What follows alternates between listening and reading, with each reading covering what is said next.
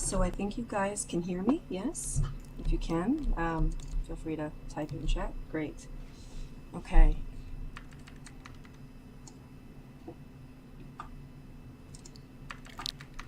So today we have Ramesh Ramlal. He's a PhD computer science out of Lancaster University and a tech computer science and engineer out of Kanpur, India. He's been developing immersive virtual learning environments for diverse user groups during the past several years on platforms that include Second Life and OpenSim. And he's currently the CEO and CTO of Deep Semaphore, at e-learning and simulations solutions company. So he's going to chat with us today on how he creates very quick learning environments in the tools that he's sort of set up, and how he uses those for use cases like emergency response and other sort of civic social things. So with that, I will let you, Ramesh, if you want to take it away, and feel free to start whenever you're ready. Thanks. Thanks, Joyce. Maybe I'll start with a little bit of information about myself. Thanks, Franz. I've been a long-time user of Second Life. I probably started around 2006, and gradually we've experimented with Second Life, and we started working with OpenSim. And our current efforts are predominantly based in OpenSim now. I'll get to my talk as quickly as possible. If you have any questions, feel free to type in during the talk itself. I don't mind being interrupted. If I miss your questions, just put that on my inability to multitask. So, maybe you can let me know your questions if I miss to answer them afterwards. I'll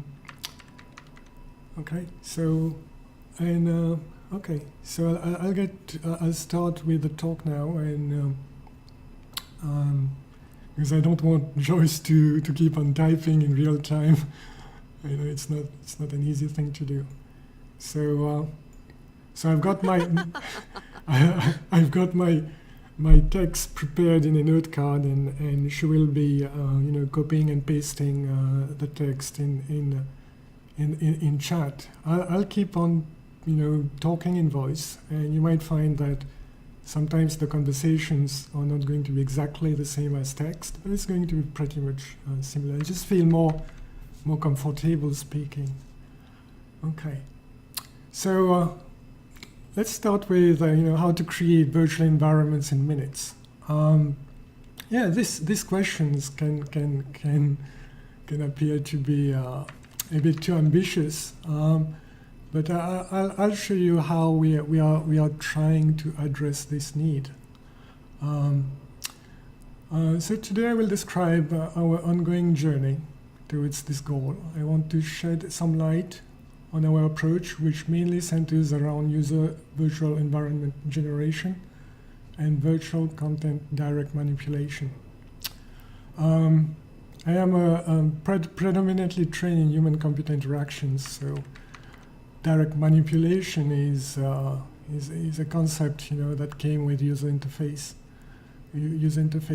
So basically, you want to interact directly with your screen to make your system know to inform the system about what you want to do. So that's pretty much what I mean by direct manipulation. So by direct manipulation, I precisely mean how to change objects or their relationships with others in a virtual environment without intermediary tools. Okay, that's from a end-user perspective. From a designer 3D modeler perspective, it's going to be different, because then you need tools. And we know that in Second Life, for example, we have lots of in-world tools that allow you to stretch frames, torture frames, and do all kinds of stuff. But from a user perspective, you just want to do simple stuff, touch an object, click somewhere else to move it to the new location. Okay, so we use our application that is based on the approach we will describe in various domains, ranging from emergency preparedness to healthcare provider training. So Our approach is not really domain specific, so we are really looking at different vertical markets here. We're not really stuck. It's more like a generic authoring tool for users, and but with a twist. And it will become apparent as we go through the talk. You'll see how this idea evolves into others. Okay, let me go to the second slide now. So move to the next one. And to be able to piece all the concepts together, I do need to spend some time on a few basic concepts. So when I first started thinking about virtual environment generation, I started thinking about how do we divide a whole into parts, parts that can be reassembled later into other useful wholes. This is basically what happens when we talk about mashups, or reuse, or customizations, modding, modularization, and so on. Typically, this process should be accessible certainly not only to the expert programmer or designer, but also to the end user. Okay, so that's my my where I'm starting from. How do we customize? So it's more a movement towards a theory of customization. Currently, it's an art. Maybe in the future we might we might actually progress towards a science of customization, and we'll know exactly how to divide a whole into parts so that the parts can be assembled more efficiently in order to produce new objects that we didn't even think would be possible in the beginning. All right, so let's move to the next slide. That's slide number 3. Okay, so that's basically the spiel I give whenever I'm trying to pitch, a certain project idea. Most businesses are interested in return on investment. It's the usual, nothing complicated here. So one business concern, of course, is to find out why this approach would be interesting from a business perspective. Let's not spend too much time here. I think the business motives, return on investment from a user perspective, are pretty obvious. I am more of a mission before profit or product ahead of marketing kind of person. So whenever I talk about this approach, is tell people, okay, you have this will allow you to customize your virtual training environments in deep ways, so that you don't need to actually go and shop around for a specific virtual learning environment to match a specific training goal. Okay, so there's a kind of diversity of applications for a particular platform. Okay, so you're buying something, but you can use it for many purposes. So that's a good return on investment, I think. All right, so moving to the next slide. Okay, so going back to the idea of customization and trying to learn from existing toys that are out there. Okay, so let's check out examples we are already familiar with. As children, we have all played with Lego, Meccano, Kennext. I'm sure most of you have either bought these kits for your children, or you maybe have played with them yourself. So you have a fair idea of what building blocks are and their potential for creative assembly. So we could actually try to find out what makes them tick, what makes them work. But one of the things that I note in all these toys is that you do not typically require advanced tools to assemble the parts. Okay, it seems that somebody has spent some time sitting down and intelligently think of what are the basic building blocks going to be, and that's how you create a building cake. And we see pretty much similar evolutions in the virtual environment. Okay, so slide number 5. This construction set approach has influenced to a wide range of extents a number of efforts in the virtual environment design. Examples from the mass market products are shown in the slide. You have Minecraft, Second Life, Kerbal Space Program. There are many others, especially those that tend to focus on specific vertical markets, like corporate applications. ADMS is one. It's one that is currently used for emergency preparedness training. Basically, you drag and drop objects from a folder and create your custom virtual learning environment. Okay. So we'll have a slight change of gear here for the next 2 slides. Okay. I'm going to bring to the front 2 ideas that influenced my thinking. Okay, it might appear oblique, but please bear with me. It's quite important in terms of explaining those basic concepts. Okay, when I was a child, maybe 5, 6 years old, I was watching a Western movie. And I remember watching a painter in this movie who was painting a saloon logo using a device, which I later came to know was a pantograph. And for some reason, I was fascinated by it. And I could see that he was using, one tip of the device to make a drawing, and then the whole logo would appear on at the other end of the device, very precisely. So that was quite interesting to me. There are many other mechanical devices that allows you to create patterns. Spirographs is one example, but here we are talking about the pantograph, which is slightly different. You can use this device either to magnify a diagram, or you can even use it to make a big diagram small, very small.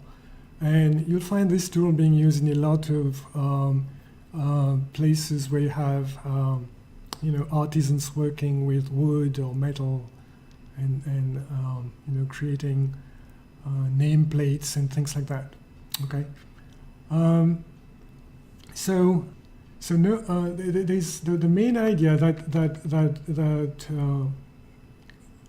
that came out of this experience is that I felt that the device allows you to keep functioning in your comfort zone, and it transfers your influence, your actions to a larger or smaller scale where you might not be comfortable to function. Okay. So if you're writing the saloon logo, which is a big sign, and you just need to write a small one, maybe that is limited by the reach of your hand. So you can immediately see here that there is a kind of amplification of your abilities of what you can do. And if you're designing a small, let's say, a jewel, and you want to cut a piece of wood very intricate, in a very intricate pattern, you can actually make the patterns big so that you don't make a lot of mistakes. But at the other end, you can actually see the very precise pattern emerging. And that's where you're going to have your cutting tool tip, for example. Okay, so just keep this idea in mind. It's not attached to anything yet. But just the idea you have to keep is that you're operating in a comfort zone, but you have, an influence on a much larger scale elsewhere. Okay. The next slide is going to be about the Mechanical Turk. This is I thought I would use this example here to illustrate a rather simple way for creating the illusion of intelligence. So here you have the automated chess player, and it is controlled by a human that's actually hidden inside the table. And when somebody is playing the chess game, they would actually feel that, you know, that the robot is intelligent. It was a hoax, and which had surprised, you know, that worked for a number of years by this guy, von Kempelen. And I think that's probably what inspired Turing for his Turing test. Similar examples include, you know, man behind the curtain mechanism described in, you know, the movie, the famous Wizard of Oz movie. So the idea is, could we use a similar approach to create environments that appear deeply interactive or intelligent from the perspective of a player, user, learner, or somebody being trained for something, or, you know, if you're talking about group of people, team training, and so on. So, of course, we can have intelligent objects inside the environment, but how can we inject some human intelligence into the whole game, and try to see whether that's, you know, how far we can push this. Okay. Next slide. Okay, now we are going to start linking the pantograph mechanism idea with what we actually do in the virtual environment. Okay. So just imagine that you're on an empty sim, empty region, you know, Second Life, OpenSim, doesn't matter. And you have a 2x2 meter board in front of you, and you get to place icons or maps on this board. Okay, so here we have a 2x2 board, like in front of you, and you're placing icons and maps and objects on it. Okay, we'll describe in more details how those icons are placed, but right now, you know, let's look at the fundamental basics first. Every time you place an icon or object on the board, the world objects that they represent appear at appropriate locations in the large environments. Okay, and the large environment can be any size, but for now, let's say it's only, you know, a sim wide. It's like maybe 256 meters by 256 meters. Okay, actually, I started with this setup on an OpenSim region. So what we are doing here, we are placing things in a small area that's within my comfort zone, and I'm generating a world, you know, over a larger scale. Simple idea, nothing complicated. Okay, just a linear extension of the pantograph mechanism. Okay, and let's talk a little bit about more specific icons. So let's imagine that you're placing a small hill icon on the board, and a tree icon on top. Okay, and you generate like a scene with a hill and a tree precisely placed on top. So the system takes care of how they are going to orient and locate, and at what height they are going to place each other. So you can immediately infer from this that the icons are not always 2D icons. They are actually miniatures of the larger scale objects. They are just smaller. But you also have icons that don't need to be 3D miniatures. They are icons that represent, for example, crowds of non-player characters. You won't be able to have NPCs in Second Life. That's one of the reasons why we moved to OpenSim, in order to have access to its vast technology that actually does a lot of things that we need with non-player characters. So if instead of the tree we had a crowd of people, we would actually place a crowd of people on the hill.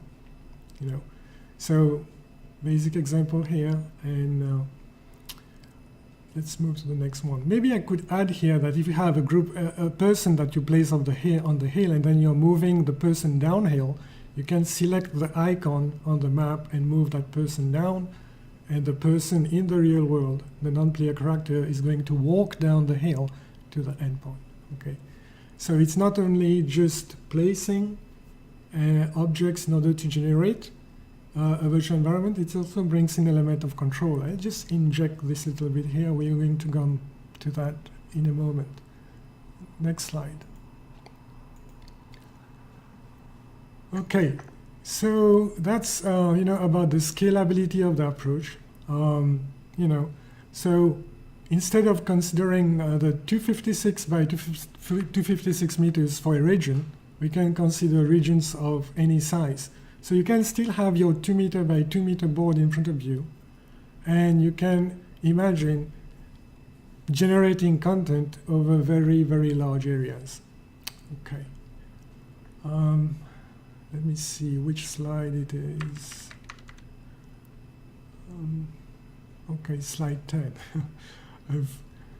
It's interesting, I didn't number my slides, so I'm just scrolling up my text file here.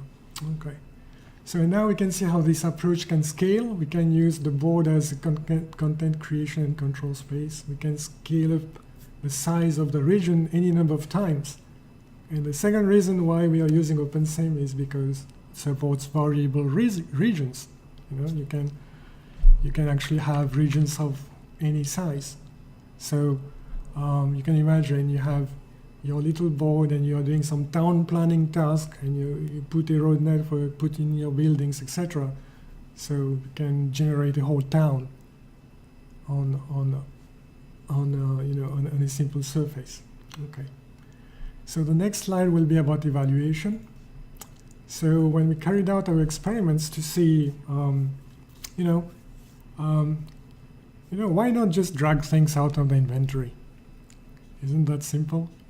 We have a great inventory system in Second Life that everybody loves, with its thousands of objects, and so maybe we could just find those objects in and drag it on the environment and create what we want. We can just generate it that way. Why spend all that time creating this middleware interface that's going to speed up things? And well, we actually used a subjective workload assessment test called the NASA TLX, which is Task Load Index test. And I'm going to focus on one factor that is used to calculate the subjective workload experienced by a user, because that was the one factor that was really very clearly that would show why our approach has got some significant advantages.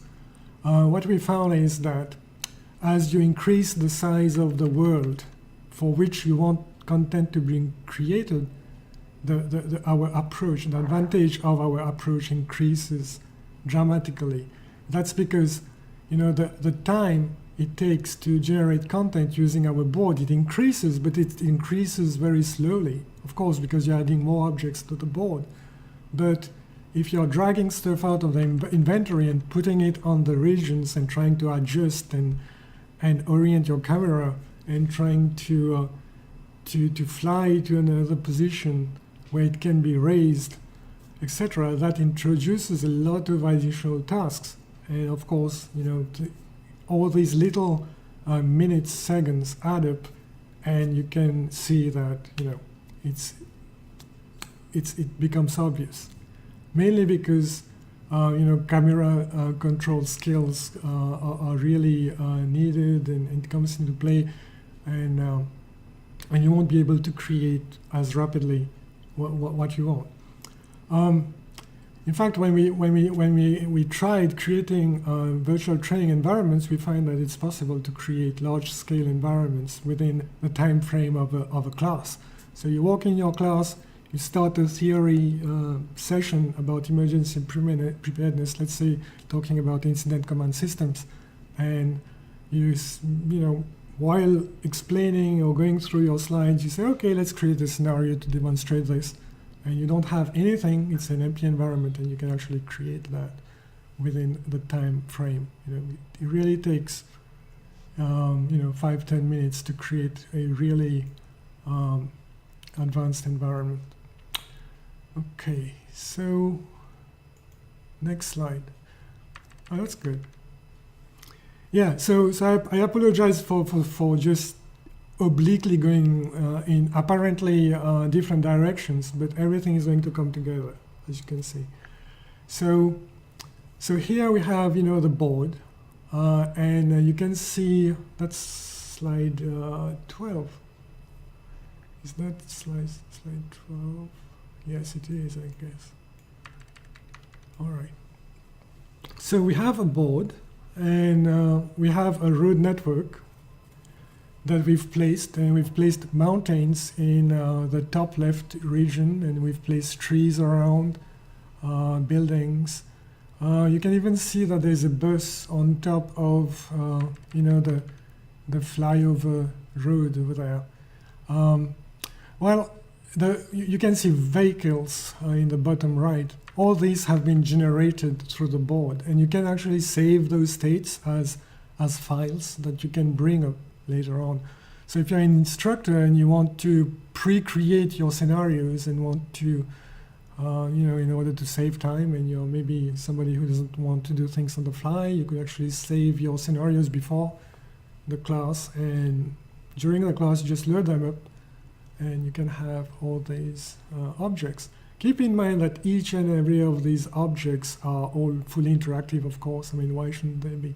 The vehicles can be driven, and the buildings have got content inside. Some buildings have just got an exterior, of course, because you don't want to overload your sim too much.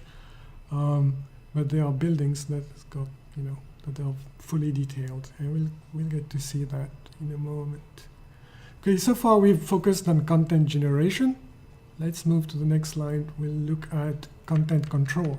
Okay, there's one more thing. Yes, there is content control. I already talked about an example where we had,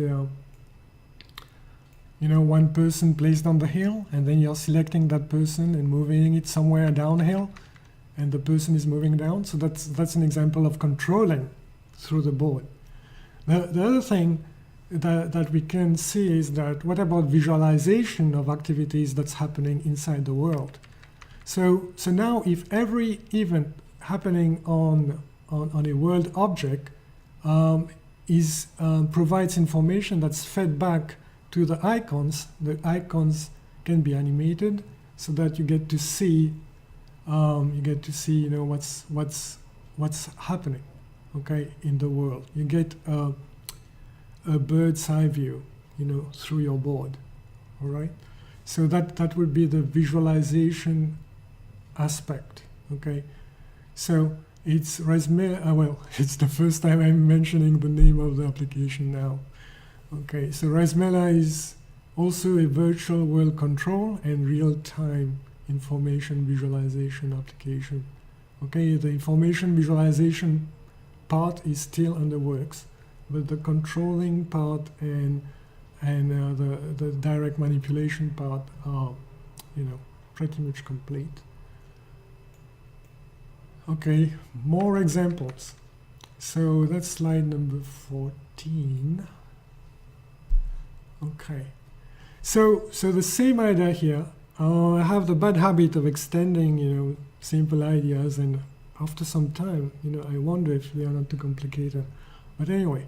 So that's what is the next thing is that instead of having a single board to control stuff in the environment, you have a situation where you have multiple boards controlling the environment. Okay, so that has we call them concurrent views, and if you have multiple instructors who have divided the control tasks among themselves, and they want to have a specific view, and they want to control specific aspects of the virtual scenarios. So let's say we have an emergency preparedness scenario, and you have a storm moving in, and you have non-player characters in that region, and one instructor is responsible for moving for the flow of the clouds and rain and lightning. So they are responsible of weather events, and you have another person who is going to control the movement of people, and of course when you have these two control points, you want these boards to be synced so that people know what's happening.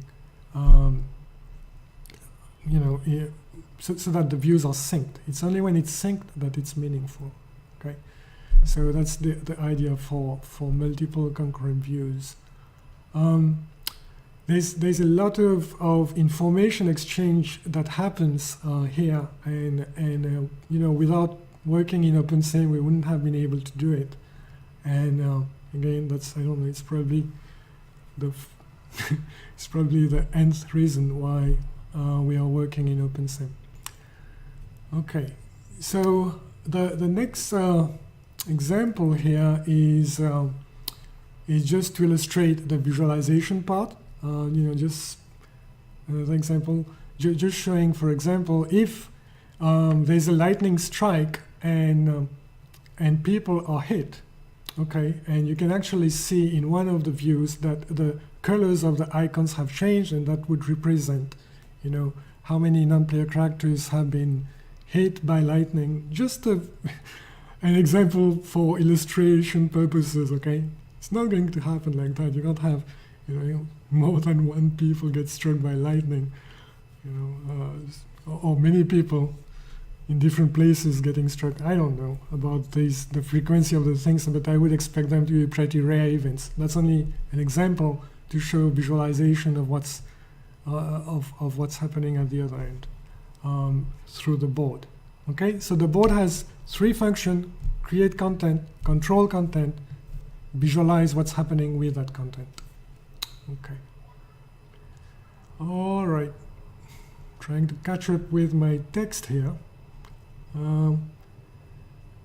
As I said, I'm always more comfortable speaking than writing. That's probably I rarely publish. Okay, so slide 15. Is that 16? Okay, 16. Let's use this example embodiment of the approach to anchor what we have learned so far. Okay, let me try to see here. Yes, that's my very first prototype for RiseMiller. So if you look at diagram A, it's like the top view of a region, and I divided it into two spaces. Okay, you had a practice space and the theory space. The theory space was actually hidden inside a mountain. I was still influenced pretty much by the Wizard of Oz movie here, so that's how the embodiment took shape. But of course you can be create as many possible embodiments as possible. But here, the man behind the curtain, the person behind the curtain could be inside the theory space, and that's where you would have the control board, and that's where you would be having the theory classes. And if you look at the picture C, you can see that there's a classroom with chairs, and then the instructor is standing in front of the board and creating the scenario and discussing, etc. And as the instructor would create the scenarios outside in practice space, the world that they are talking about would just pop up and emerge, in real time. With everything, as I said, interactive. You can have interactive vehicles, fire trucks, decontamination lines, gas leaks, and weather condition stuff, and control and all these things. You can put a crowd source somewhere, etc. It's pretty interesting to me that that OpenSIM allowed me to do all that, and in a very short period of time, really. So as a prototypical environment, it's really a great tool. There are so many platforms coming up. It's very easy to get distracted by a lot of new things coming up, where we don't actually are spending enough time talking about what's going to go in those environments. So that's precisely my interest at this time. and how they're going to be used. Of course, coming back to the example here, the instructors and the students, can actually be used to. What did I say here? I just forgot. Well, the instructors and the students could actually move from theory space to practice space through the portal.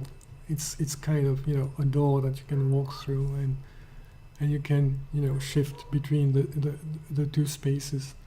Diagram B simply shows the board and gives more details. If you can zoom on B, you can see on the right, you can see that there is a visual database, a browsable database of various things that you can select and put on the board. You can select them, you can delete them, move them about, and if you are putting a crowd of people, you can actually move the crowd of people, and you can start fires, make fires progress, etc. Okay, so I won't spend too much time, diving on this, because it can be extended, and let's really talk about main ideas, main concepts here. So the next slide, which is slide 17, this just describes the current categories of objects that we have in our library. We have lots of plants, trees, bushes, forest path, buildings, vehicles, equipment, etc. So you can imagine the kind of applications somebody can think of. If you are a gardener and you want to design, a landscape, you can just spend your time putting trees and flowers and water themes, and that's an example where you can actually just put things on a map and then take a stroll out in the garden and see how it feels like. But here, of course, it's emergency preparedness. Just a small example here to show that you can have diverse applications. Okay. Next slide. I'm going very well. At a pretty much. Hopefully not too fast. Okay. So next slide is slide 18. Yes, unfortunately, that's one more concept I have to talk about. It's called a malleable link set. Okay. It's just a set of prims or meshes that are linked together, but it has one important advantage. You can actually select parts of the link set and manipulate it directly, as it were. We wanted to make that simple for end users, and you will see why we do this. Let's say, for example, you have a birthday cake as an object, and you have candles as another set of objects, and you want to place candles on the cake, and you want to place 1, 2, 3, 4, any number, any design. You want to be able to do this pretty much like how you would do in the real world. You don't want to use design tools to do that. The system should be able to help you position these objects easily. And I'll give you an example, a few examples. That's basically what a malleable link set is. Okay, and the malleable link set also has a number of other properties. It can also be extended.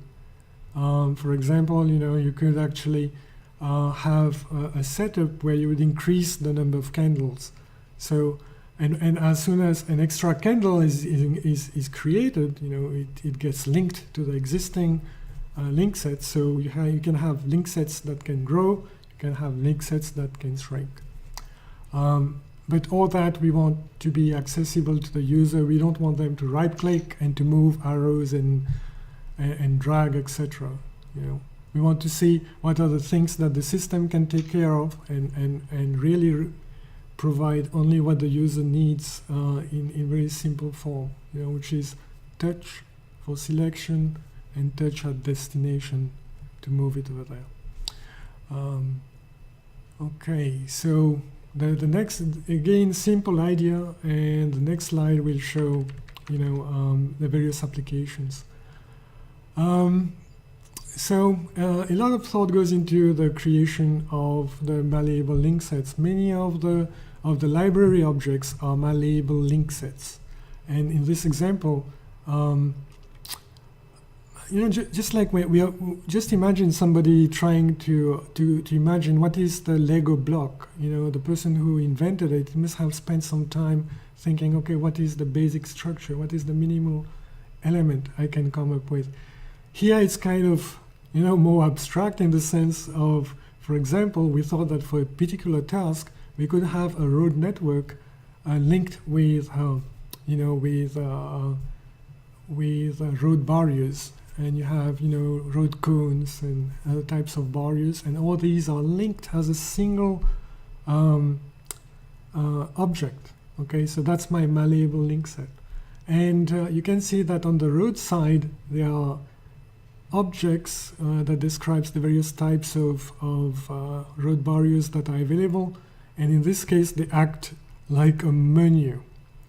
So if I were to create like the concrete barrier, I would click on that concrete barrier, and I would click anywhere on the road, and it would create a copy of that barrier on the road. So I would be able to generate any number of cones or any number of other types of barriers and place them wherever I want, and let my students move them wherever they need to.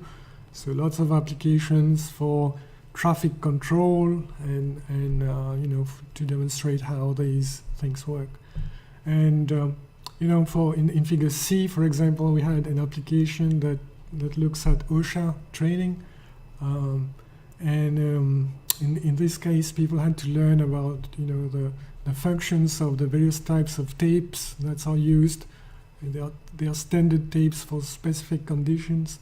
For example, if you have a broken equipment, you need to surround it with, a tape of a specific color, for example. So, just more examples of malleable link sets. Slide 20. Okay, so as surprising as it may appear, the table and the chairs and everything else on that object, which is in picture A, all that is one object. It's all linked. And you have cards that you can generate and place on the table, cards that you can remove. You have pieces on the board game. That by the way, was a nutrition education game. And people had to play this board game in order to learn about, basic stuff about good nutrition. Hopefully I'll get some time and maybe write about this work. I'm sure there might be some interest. Then in image B, again using the concept of malleable link set, we simulated Minecraft. Well, not the full Minecraft, of course. You can't program these blocks, but you can actually create Minecraft-looking environments just by clicking on the blocks and clicking at a destination, and the system takes care of how to adjust and position precisely the blocks. So that's an example of an extensible malleable link set.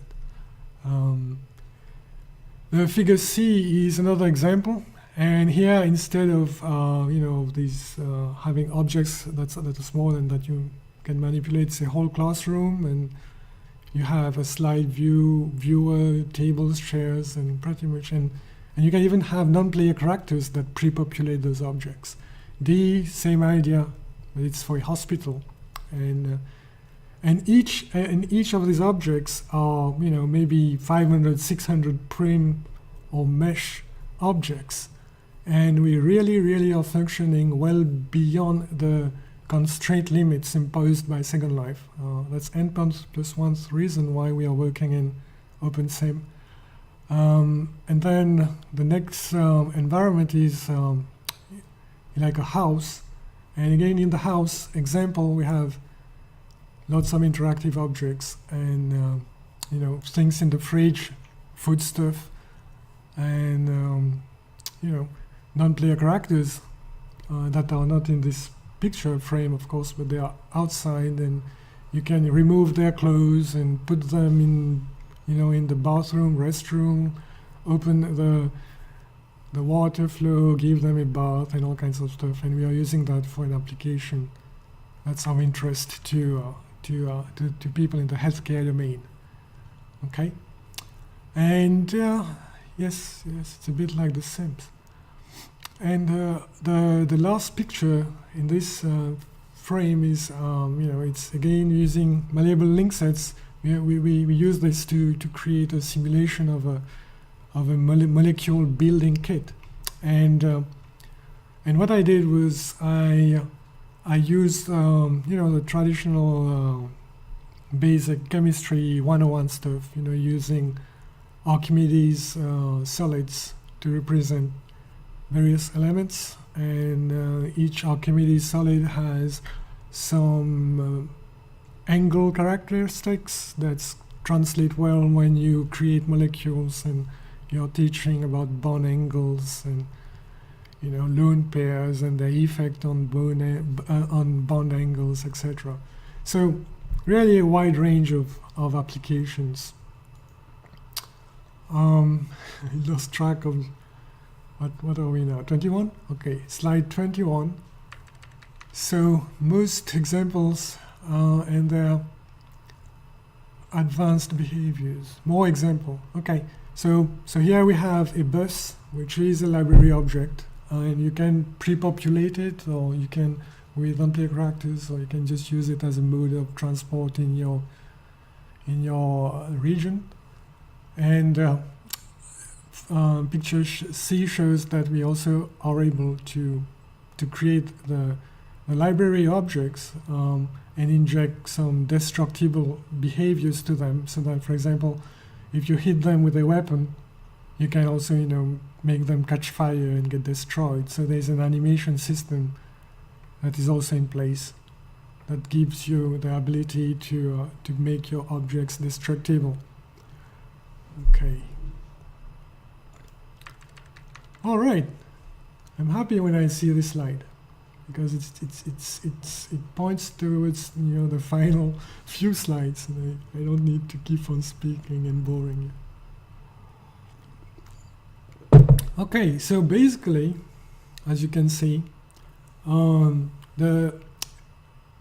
if you have this vision, and if you try to imagine having instructors or groups of them collaborating and as people behind the curtain, and the students in the world, and trying to solve all kinds of problems that they will be throwing at them, and then in turn the students would be playing and trying to solve those problems, and the instructors will be able to see how the students are actually solving them. So there will be a kind of play that develops, that arises between instructors and students, and that would be an interesting, hopefully engaging way of teaching. But that's one view. Okay, a funny view, but I think I just thought I would mention it. All right, let's move to the next slide. Okay. Well, there is the reason why I'm putting up this slide here, revisiting the Wizard of Oz experiment, is because again, that's fairly well-known concept in human-computer interaction. Okay. Wizard of Oz experiment is a research experiment in which subjects interact with a computer system that subjects believe to be autonomous, but which is actually being operated or partially operated by an unseen human being. The reason why I mentioned this is because when the students are in the virtual environment interacting with all the objects that you have deployed, and they are interacting and with a live environment, as it were, that's being controlled by instructors. Of course, it would appear that the environment is actually intelligent, and you'll find that I'm trying, I move on to the next slide to try to explain how the target keeps moving, okay? So as we learn more and more about how facilitators are interacting with virtual learning environments, we start discovering new opportunities for automation, okay? So, for example, if we find that an instructor is having to move crowds away from a fire manually too often, then we'll have to implement in the system, make the NPCs more intelligent so that they would actually move away from the fire sources along some predefined path. So by automating this task, we free the instructor to be doing something else that might be more creative. Basically, as we keep on interacting in the virtual environment, we keep learning, and this has already happened. And there are many instances where we find that things that we were doing manually, such as fire propagation, for example, can actually be automated, so that you don't need to actually have to be there all the time to control each and everything that's happening in your environment.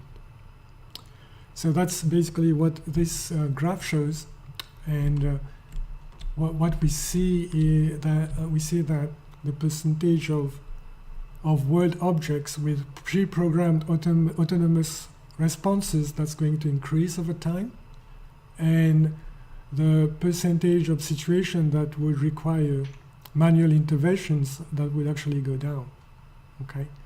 And that's, that describes the trajectory of where we are going, okay? So what's the next slide? Summary and conclusion. Yes, that's the usual slide for, just to demonstrate how we hope to increase return on investment.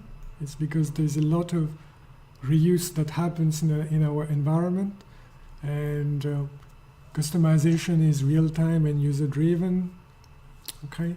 And we're really trying to make all customization happen through direct manipulation, really moving towards a zero scripting environment. Okay. So basically, you sell a product to somebody and say, okay, you're interested. At this, the way it is right now, when we see, when we see like a specific vertical market, we develop libraries that would actually fit for that specific vertical market, okay? Yes, thanks Cyrene for those snapshots. You can actually see a lot of video clips as well on the resmela.com site if you try to browse the video clips. And the current status of the work, it's ongoing, and we are pretty much progressing. And yeah, so we'll keep you guys posted as we keep on improving. So I think that's pretty much the end of my talk. And if you have any questions, let me try to see. I'm still clicking on the cloud here.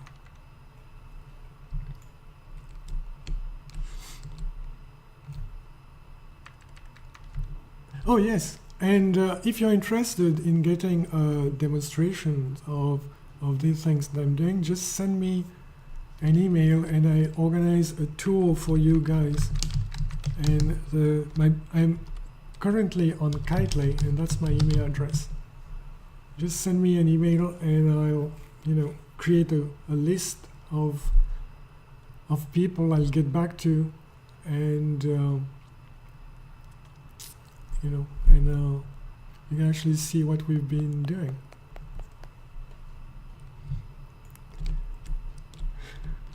Thanks, Franz. Thank you, Ramesh. I think okay, yep, you can hear me. Yeah, no, thanks for this. I mean, I think this is a super useful thing, I think, especially for folks who aren't say as script or build focused, that it would allow them still to create all these simulations. So All right. so Yep. let's wrap. Let's thank Ramesh, and then let's we can kind of do a really quick open mic, and then we can wrap for the week. Thank you, Ramesh. Again. All right. So I'm going to mute myself, okay?